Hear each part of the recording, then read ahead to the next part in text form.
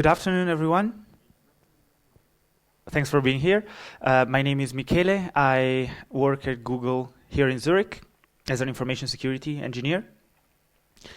So I usually do web security, but today I'm going to talk about something slightly different, somehow related, which I hope you find interesting, which is extracting knowledge from cryptocurrencies. So how analysis of the Bitcoin blockchain mostly, but not only that, can lead to interesting discoveries, and how trackable are, for example, Bitcoin transactions, what kind of technology can be developed to do that, what kind of information you can take out. And finally, in the second part, we're going to talk about new generation cryptocurrencies that are meant to be more private than Bitcoin, so that they have anonymity built in, such as Monero or zCash. And if you have any question, even while I am speaking, please feel free to just interrupt me, because that's absolutely no problem. Okay, so first I'm going to talk about BitIodine. BitIodine is an open source framework for analyzing the Bitcoin blockchain that I developed as a proof of concept in 2011, 2012. So a few years ago, when Bitcoin was much simpler, the blockchain was much smaller, and when, if you've been into Bitcoin, when the Mt. Gox exchange was still active. And basically, BitIodine is a collection of modules for extracting knowledge from the blockchain, and we'll see in a moment what that means. So first of all, is Bitcoin anonymous? There is a misconception, especially in the media, in the mainstream media, that Bitcoin is anonymous, and so it's, for example, the first choice for criminals and for the dark web markets. This was mostly due to the fact that the Silk Road, the first, let's say, mainstream dark web market, decided to accept Bitcoin exclusively as a currency. But the fact is that Bitcoin is not anonymous, and it was never meant to be anonymous. In fact, its creator, Satoshi Nakamoto, very clearly explained that anonymity is not at all design. It's not at all a purpose for Bitcoin, and actually transparency, so the transparent nature of the blockchain, where this public ledger where every transaction is public and you can verify that a transaction, for example, occurred at a particular timestamp.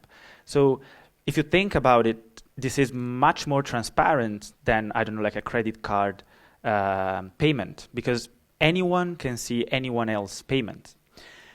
The thing is, you don't see the names, right, of the people that are transacting, but you basically see pseudonyms, and these pseudonyms are called addresses. So Bitcoin is anonymous in a way. I mean, it does not require usually to be used if you skip, for example, exchanges or companies that require have to adhere to KYC compliance regulations. They don't require ID. They don't require accounts. They have a lot of properties similar to cash. And if you use traditional anonymization techniques for the internet, such as Tor or VPN or I2P, well, then you can also hide your IP address, and then it would be hard to see who you are. But at the same time, as I said, all transactions are public. So this means that analysis of the blockchain can, in theory, correlate addresses, and we can get information out of those addresses. So this was the, let's say, how BitIodine was in 2012.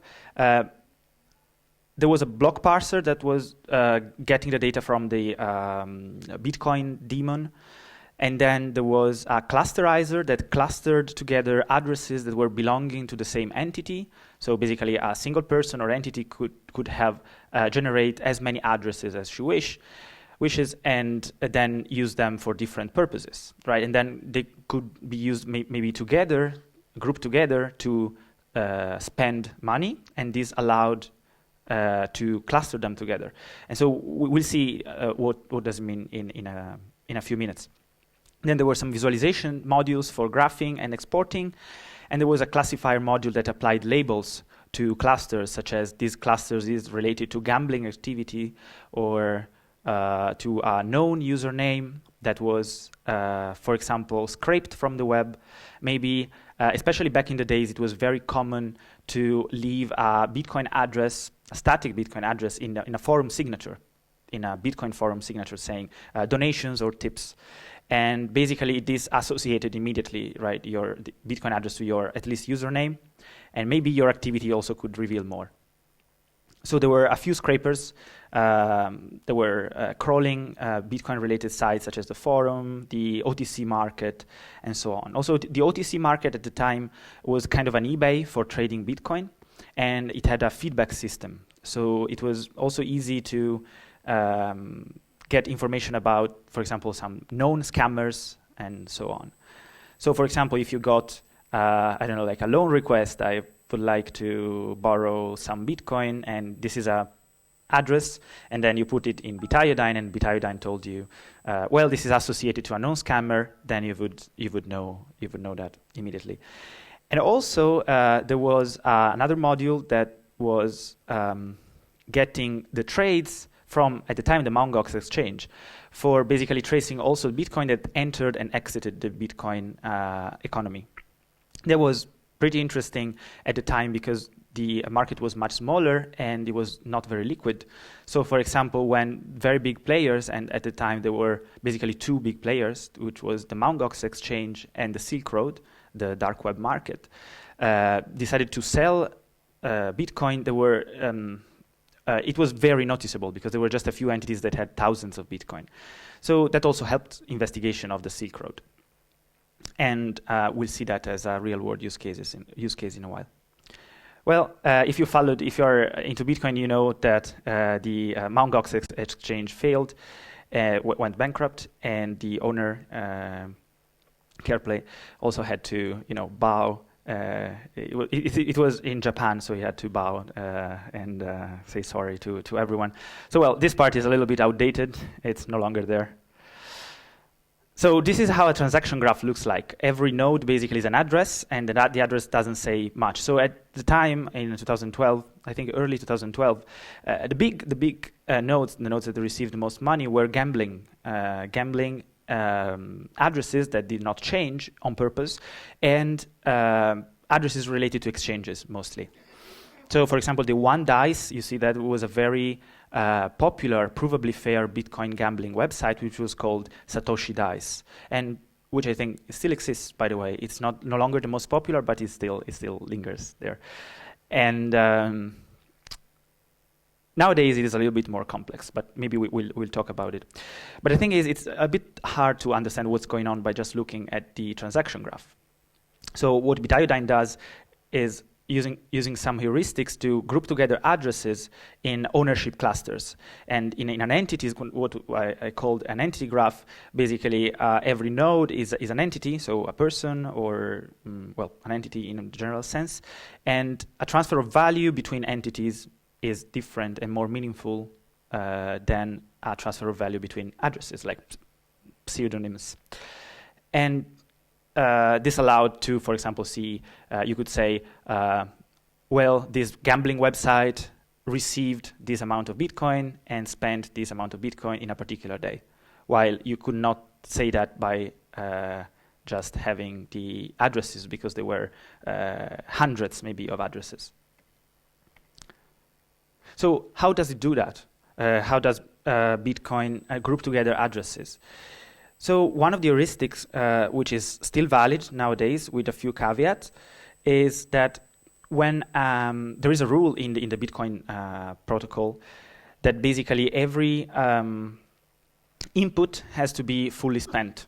So basically, if you have addresses that have some inputs, unspent inputs, and you want to send money for more of that input, you have to basically, you can either send more transactions, or if you want to bundle them in one transaction, you have to spend money from different addresses.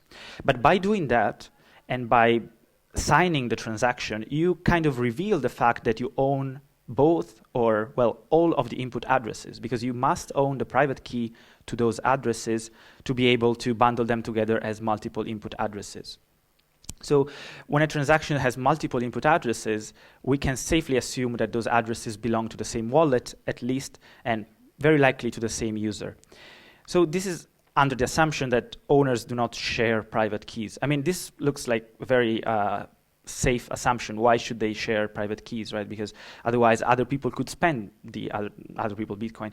But in some cases this can happen. For example, if you leave funds in a Bitcoin exchange, well, then especially now with multi-signature transactions, we have to be a little bit more careful. But in 2012, this was a very safe rule, and this allowed to group together a lot, actually the vast majority, I think it's more than 80% of addresses into clusters. The second heuristic is based on what they are called shadow addresses or change addresses. So as I said, unspent output of a transaction must be fully used as an input for a new transaction. So I'll give an example. If, let's take this transaction. So I want to send 0.21 Bitcoin to one Liz. I have 0.1 Bitcoin as an unspent output in my one Mickey associated to my one Mickey address, and then also 0.1 in another and 0.1 in another. So what the wallet does is it usually bundles together the 0.1, the 0.1, and the 0.1, and then creates an extra output, which is called change address, which is an address you just generated to just get back the change, which in this case is 0.09 Bitcoin. So if we are able to automatically guess which one of the outputs is a change address, so it belongs to the sender, basically, to the payer, well, then we would have more information, right? We could say easily that, for example, the 1G here was just generated to collect change, and so it is exactly like an input address, so it belongs to the same person who owns one Mickey, for example. So this is a little bit more tricky, right, of course, because it was not always in the same position. It was not always, well, it should not have always been the last. And also, well, so we could use some heuristics such as, I don't know, maybe, well, it is more common than, like, payments have a round amount like 0.2, and for example, a 0.0683187, it's a change, then it is actually the real payment. But, well, would be probabilistic, right? What happened is that I found a bug at the time in the official Bitcoin the Bitcoin daemon, which at the time was accounting for more than 90% of the transactions, Bitcoin transactions. It's no longer like that. So there was an off-by-one bug in the randomization of the change address, and basically there was this getRandInt. There was it was fed a number, an integer that was one less than the actual. So since it is getRandInt 1, basically, always returns 0. So this means that if there are just two outputs, which means one payee, well, then the change used to end up always in the first output. So, and in general, never in the last output. So this bug was there from 2009 to January 2013, which is kind of a long time. Because, I mean, this is just a privacy issue. It's not a fundamental flaw. But this allowed to greatly improve the accuracy of the clustering. And so, especially considering that transactions with exactly two outputs are very, very common, because usually you have just one payee, right? We have just one beneficiary, and you just create a change address. So basically, it was always the first, and it was very nice, because by combining the two heuristics, you could get less clusters and bigger clusters, so higher quality clusters. And also, thanks to the combination of the two heuristics, 90% of addresses were in non-singleton clusters. So it means they were at least clustered together with another address, which is interesting, right? Because it means that people using Bitcoin have a chance of, for example, preserving their privacy by not using, for example, multi-input transactions, but they basically don't care, because just 10% of the addresses are not clusterable together. And yeah, so this was very, very nice. And by the way, this data is, of course, 2012, so it's very outdated. But I have a new clusterizer nowadays that scales to the current size of the blockchain. And the numbers are very similar. It's around 70 to 80% of the addresses are in a cluster, a non-singleton cluster, or still. So it went down a little bit, but I mean, it's like singleton addresses are very rare. So now to the classifier. At the time, I added some metadata to clusters. So basically some labels, first seen, last seen, the amount of Bitcoin received and sent by the cluster, right? Not by each address. So it's like a sum.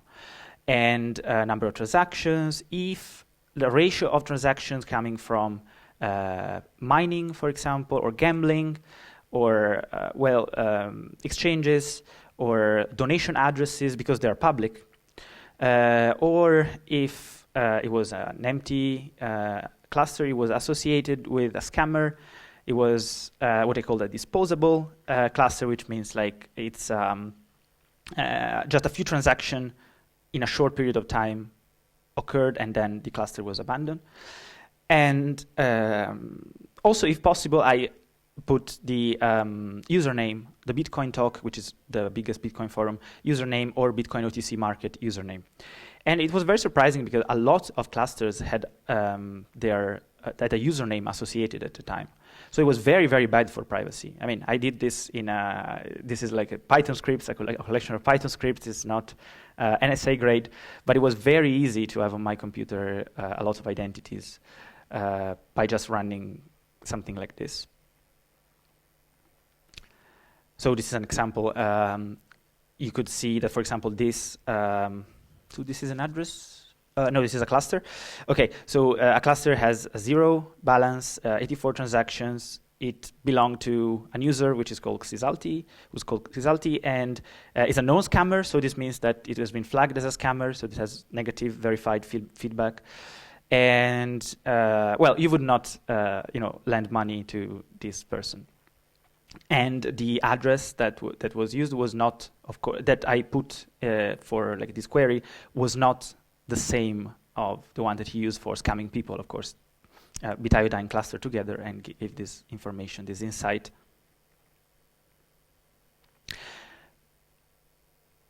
So I hope this introduction is kind of clear. I now would like to talk about some real-world cases.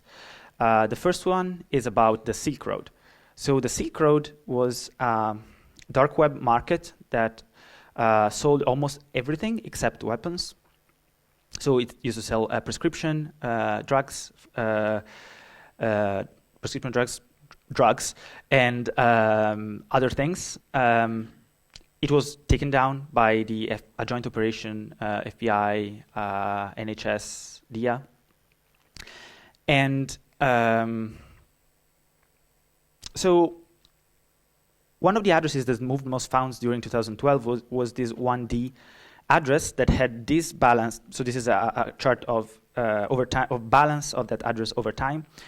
And it was impressive because it was like seriously an order of magnitude holding more Bitcoin than others. So there was some speculation about who owned this address, but no one was sure. Some were saying that it was the Mt. Gox, the largest exchange at the time, and some said, well, it's probably the Silk Road instead. So what I did at the time, I signed up to the Silk Road, and I deposited just a very small amount of Bitcoin, and you're given a one-time deposit address. So they just generated on the fly a Bitcoin address and asked you to deposit money there. And then I waited a few days and followed the coins. So what I found out is that the coins were mixed. So they were put in something that's called a mixer or a tumbler. So they are like automated programs that try to hide the tracks of Bitcoin by mixing them together with others. And doing that in several steps, usually around, if I remember correctly, the one that the Silk Road used is called Bitcoin Fog, and Bitcoin Fog used by default 8 steps. So of course, at each step, it is harder to follow back, like the taint of coins, as technically said. So so this was kind of a bummer, because when I put the one-time deposit address in BitIodine, it told me, yes, it is in a cluster, but it is in a cluster of more than 25,000 other addresses, which was exactly what the Tumblr, the Bitcoin mixer, wanted to do, make analysis more difficult. Nonetheless, it was possible to find a connection between the addresses in the mixer and this large 1DK. And it was actually just a two hops connection, which was found by a module of BitIodine. And a few characteristics of this money transfer strongly suggested that the 1DK address is related to the Silk Road, but it could still be Mt. Gox. So it is inconclusive, but it is let's say it made people think that it is very likely actually that the 1D address was owned by the Silk Road instead. So the owner of the creator, that was not really an owner, the creator of the Silk Road, Ross William Ulbricht, was charged on October 1st, 2013 with a few things such as narcotics trafficking conspiracy, computer hacking conspiracy, money laundering by a joint operation of American authorities.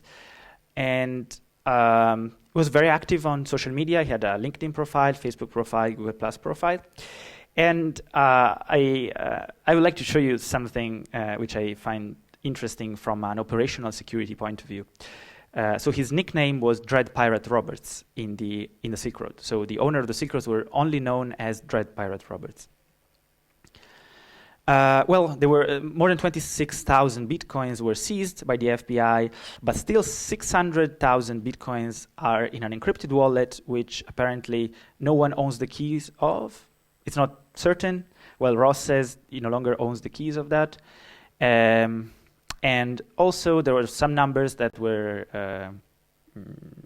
like the Fed said that there were more than 9 million Bitcoin transacted, and that earned 600,000 Bitcoin to Ulbricht in commission, which is a lot of money. At the time, Bitcoin was around, if I remember correctly, $400. Now we are at. By the way, today we are Bitcoin price is an all-time high. So you can do the math, it's millions of dollars, that's a lot. So he made a few mistakes. On the Bitcoin Talk forum, he used another, well, it was not that bad, another nickname, Altoid. But what he did, it was used to hire developers using his personal Gmail, which is rossulbricht@gmail.com. So this basically is very clear indication that Altoid was a guy called Ross Ulbricht, right? And then, using the same nickname Altoid, he posted on Bitcoin Talk a piece of code, a PHP piece of code, containing an address, 1L something, that was very, very, very traceable. And basically there was just a long stream, a long chain of transfer of value, and basically all the value was transferred between this and the 1933, this is a very famous address in the Silk Road investigation, and this is considered to be the cold wallet, so the ones that no one's apparently owns the key of, which held more than 100,000 Bitcoin. And the investigators found this address, the 1933. So this allowed to find out that basically Altoid is Ross Ulbricht, and Ross Ulbricht is connected to the Silk Road. Was developing the Silk Road. Sorry, because I probably forgot to say. Here it's saying, I am developing a market. Okay, it's not this one, but it's pretty interesting because he was very adamant about what he was creating. He said, I'm creating an open market with no restrictions. And of course, this was not very very stealthy. Okay, there's more. Of course, there's a lot of drama in the investigation. If you've never read or heard about the Silk Road investigation, it's a very fun story. Also because there were some corrupt FBI agents, and 2 went to jail because they also tried to extort Roselbrecht of some money. It's very interesting. So a vendor, a Silk Road vendor, tried to extort under the nickname of Friendly Chemist. Well, attempted to extort Dread Pirate Roberts of money, providing proof that he had the names and address of thousands of vendors. And he demanded $500,000. So he said, what do you think will happen if thousands of usernames, order amounts, addresses get leaked? All those people will leave and be scared to use it again. So according to the FBI, Dread Pirate Roberts solicited another user, Red and White, which was an agent undercover, to execute Friendly Chemist. And he supplied full address and paid them 1,670 bitcoins, which was, at the time it was 150K, to have him killed. And the agent later provided fake photographic proof of the alleged murder, which was also very, very scenographic. And with BitIodine, I was able to spot the payment to the hitman, and that's also another piece of information that could help build the Silk Road cluster. It was very nice. Of course, no one was actually killed in that region around the date, matching the description. So Dread Pirate Roberts basically was scammed, and it was later revealed that Red and White was actually an undercover agent. So this is it for Silk Road. BitIodine was also used in the Silk Road trial in New York by the defense, actually. And there was some, let's say, some doubts about the amount of Bitcoin that Dread Pirate Roberts earned in commissions. That didn't change, unfortunately, the substance of the charges. So the judge just did not allow a witness to talk about this.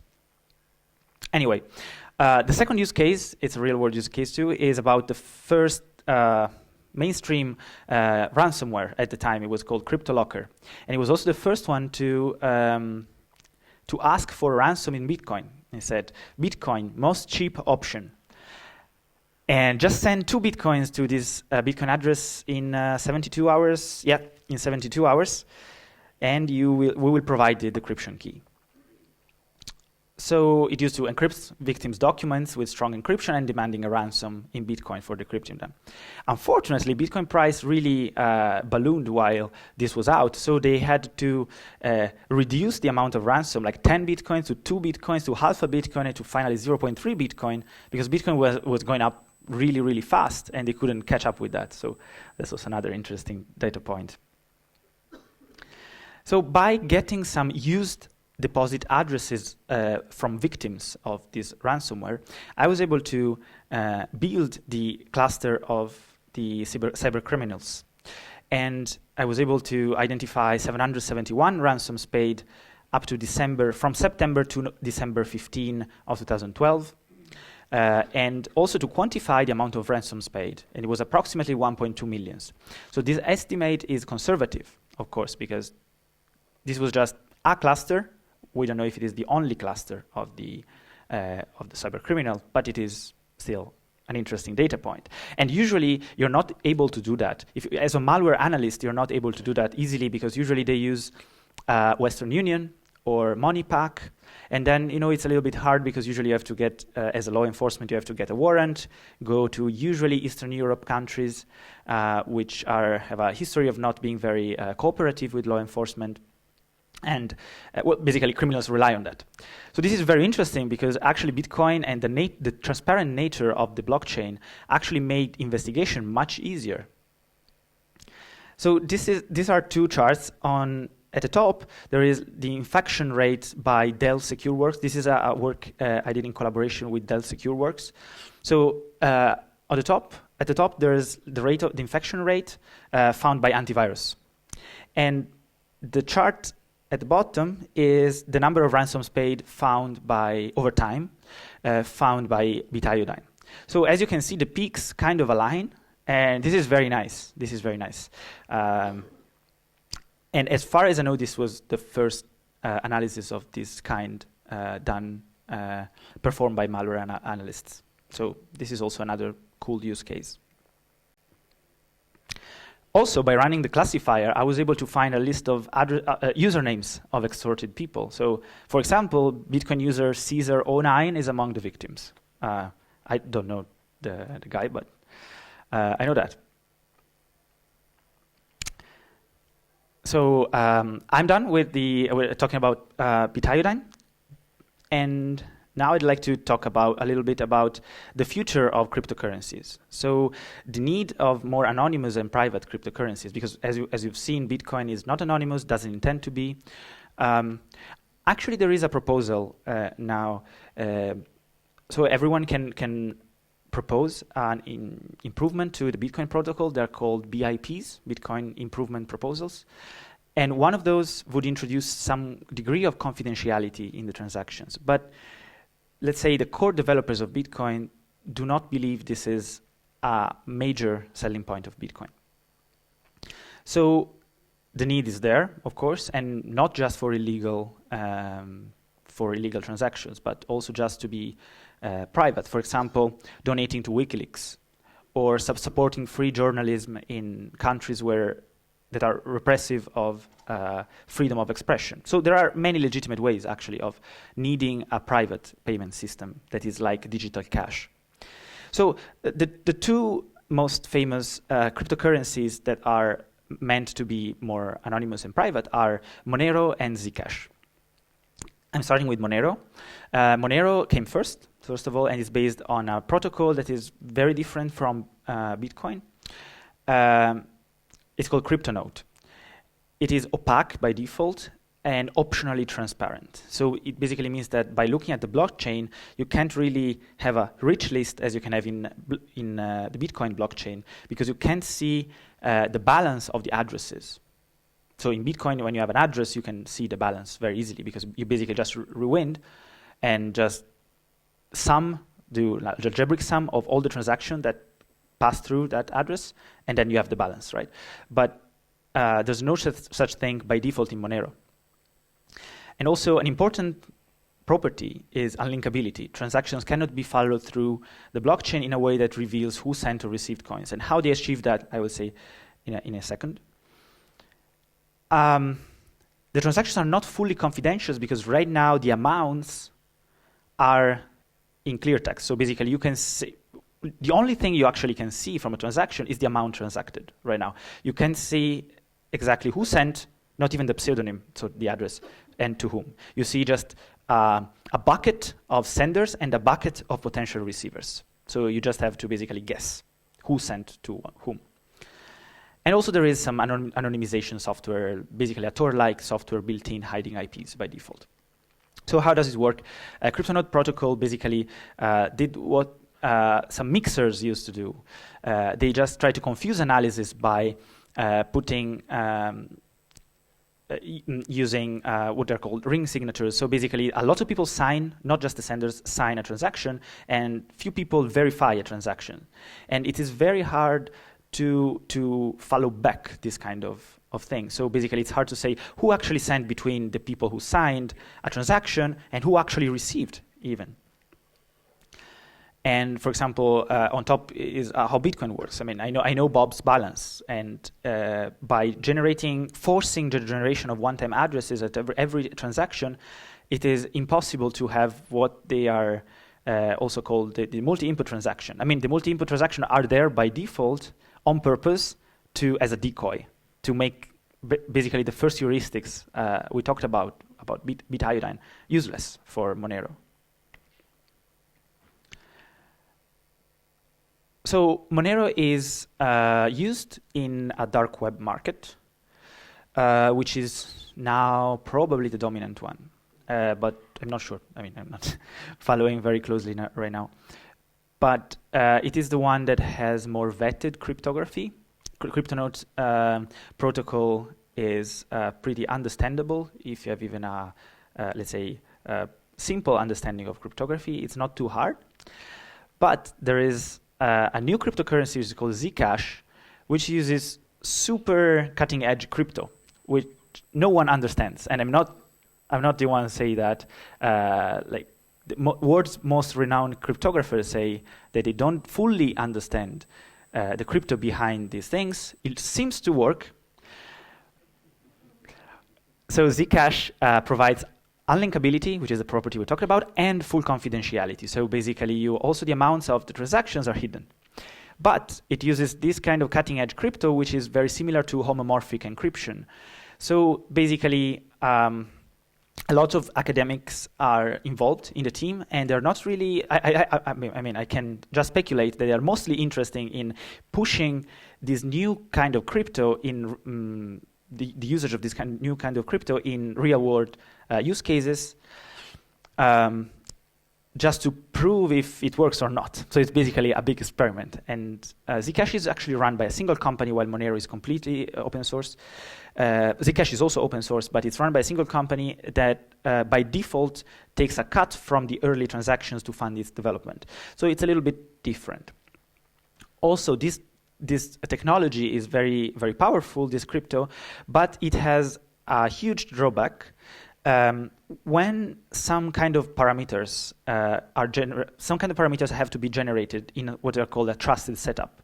So basically, a computer, maybe air-gapped, has to generate some parameters, and then the computer should be set on fire.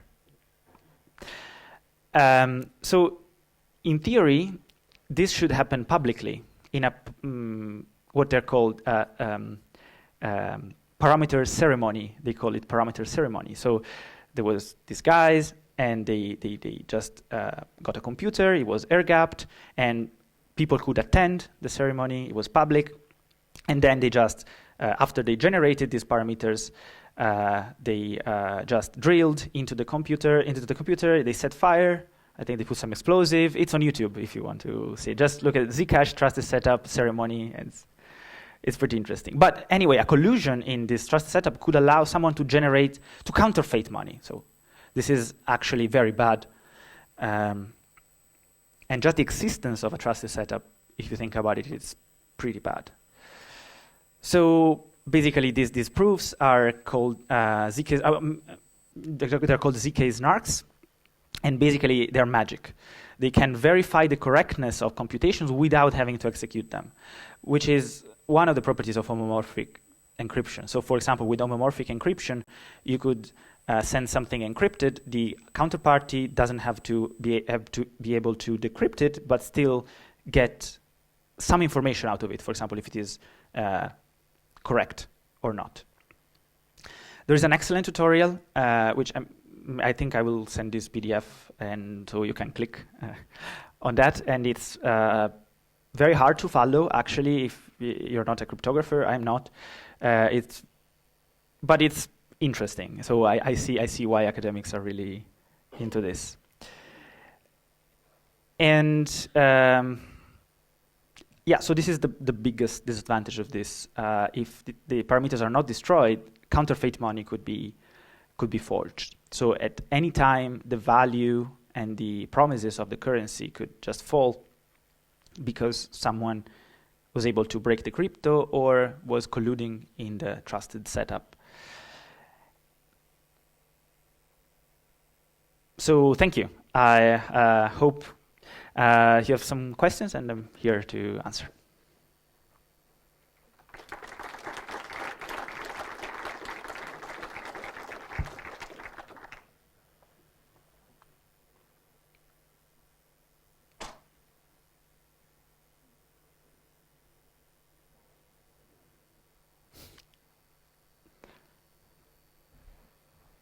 Yes.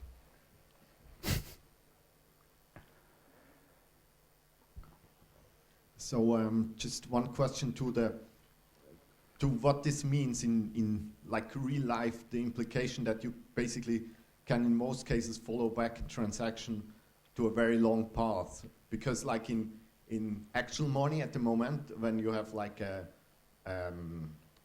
law enforcement just closes like one account, and you're not allowed to transfer money anymore to this account.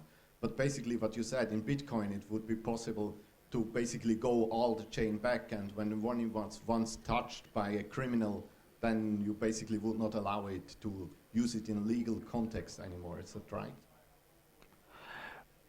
Well, Bitcoin can't really be regulated, right? I mean, of course, you could add a rule to the Bitcoin protocol, then when money is tainted somehow, then it's not spendable anymore. So, for example, if there is a hack and someone steals from an exchange, and you find the taint, right? The taint of the stolen Bitcoin. In theory, if people think, well, this is bad, we don't like thieves, we will just ban, these tainted coins. So we just remove them from circulation, right? It's like burning cash, right? Well, Bitcoin works that the miners vote with their hashing power. So it is completely democratic, right? It can't be imposed from a central authority. The majority of miners would have to agree. And also, to an extent, the majority of nodes would have to agree. So just normal computers running Bitcoin software. So this is very hard. And personally, I feel it would not be a great idea because it would hurt fungibility of the currency. I mean, cash, for example, it is very likely, I mean, on 500 francs, on like almost 80% of them, there are traces of cocaine, right? That doesn't mean that you can't spend the 500 francs. And it would be disastrous if any banknote that was used by a criminal activity in any way would not be spendable anymore, right? So, I mean, it would happen like basically what happened in India when they banned large banknotes. It was very bad for the economy, and it hurt really the economy. But anyway, also to reply, to answer to the first part, so BitIodine has been used by law enforcement, and it has been used, something based on BitIodine actually. It has been used together with traditional investigation. So usually the law enforcement was interested in just reaching a real-world exchange. So saying, well, we know that at this time this transaction ID went to an exchange so that they could get a subpoena or a warrant and go to exchange and say, please give me the real-world data of this. And usually there's a link to the bank account there too, right? Which is usually stolen or in some weird places and so on. But from there on, the investigation becomes traditional. So this could aid normal investigation, not replace, but aid. And it happened, for example, even here in Switzerland, BitIodine was used for investigating some local Bitcoin scam. There were some people robbing other people out of their Bitcoin. And they, of course, filed a complaint, and in some cases, it was even successful. So it's interesting.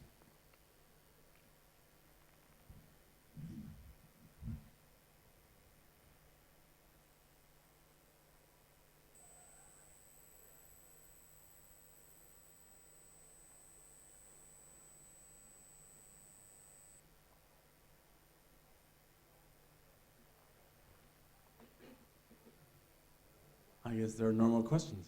Okay. Thank you.